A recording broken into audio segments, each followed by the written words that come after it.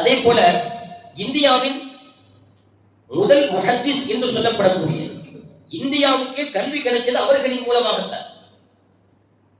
டெல்லி மதரசா ரஹீமியாவினுடைய நிறுவனர் ஷா அப்துல் ரஹீம் தஹ்லவி ரஹ்மத்துல்லாஹி அலைஹி அவர்களும் 380 ஆண்டுகளுக்கு முன்னால் வாழ்ந்தவர்கள். கூகுள் எடுத்து சர்ச் பண்ணி பாருங்க.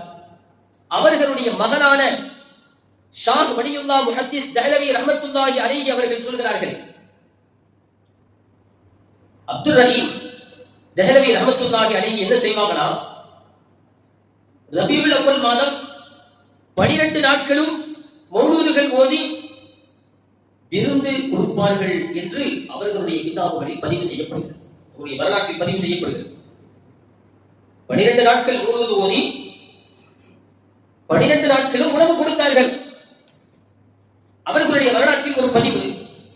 மகன் சொல்றார், ஒரு நாள் உணவு கொடுப்பதற்கான வசதி இல்ல. அந்த வருஷத்துல என்ன இல்ல, வருஷம் கொடுப்பாங்க. அந்த வருஷத்துல என்ன இல்ல, உணவு கொடுப்பதற்கான வாய்ப்பு இல்லாம போச்சு. என்ன செய்தார்கள், கொண்ட கடலை இருக்கா இல்லையா, அதை சமைத்து, அதையாவது சமைக்க வேண்டும் என்கிற நியத்தோடு சமைத்து உணவளித்தார்கள். அன்றைக்கு இரவு நபி ஸல்லல்லாஹு அலைஹி வஸல்லம் அவர்களை கனவில் கண்டார்கள். நபியை பார்க்கிற போது நபிக்கு முன்னால் எந்த பாத்திரத்தில் கொண்டக்கடலை இருந்ததோ அந்த பாத்திரத்தோடு நபி அவர்களை அவர்கள் கனவில் கண்டார்கள். இதற்கு பெயர் தான் அங்கீகாரம். இதெல்லாம் கட்டுக்கதைகள் என்ற வரலாற்றுல இருக்கக்கூடிய உண்மையான தகவல்கள். ஒரு 300 வருஷத்திற்கு முன்னால் நடந்த நிகழ்வுகள் இதெல்லாம். அவர்களுடைய பாரம்பரியமான அவருடைய பிள்ளைகள், பேர பிள்ளைகள் என எல்லோரும் இதை மகிழ்ந்துதான் இருந்தார்கள், சிறப்பு படுத்திதான் இருக்காங்க. நாம் அதை பத்தி யோசிக்கிறது இல்லை. எதுக்காக செஞ்சாங்க? அல்லாஹ்வுக்கு இணை வைக்கிறதுக்கா, ஷிர்க் செஞ்சு நரகத்துக்கு போறதுக்கா இந்த வழியெல்லாம் காட்டாங்க. மிக மோசமான வார்த்தைகள் சர்வசாதாரணமாக சமூகத்தில் பதிவு செய்யப்படுகிறது.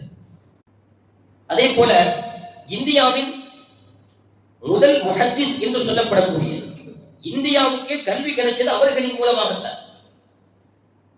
டெல்லி மதரசா ரஹீமியாவினுடைய நிறுவனர் ஷா அப்துல் ரஹீம் தஹ்லவி ரஹ்மத்துல்லாஹி அலைஹி அவர்களும் 380 ஆண்டுகளுக்கு முன்னால் வாழ்ந்தவர்கள். கூகுள் எடுத்து சர்ச் பண்ணி பாருங்க. அவர்களுடைய மகனான ஷா வலியுல்லா முஹத்திஸ் தஹ்லவி ரஹ்மத்துல்லாஹி அலைஹி அவர்கள் சொல்கிறார்கள், அப்துல் ரஹீம் தஹ்லவி ரஹ்மத்துல்லாஹி அலைஹி என்ன செய்வாங்கன்னா, ரபீஉல் அவ்வல் மாதம் 12 நாட்களும் மௌலூதுகள் ஓதி விருந்து கொடுப்பார்கள்.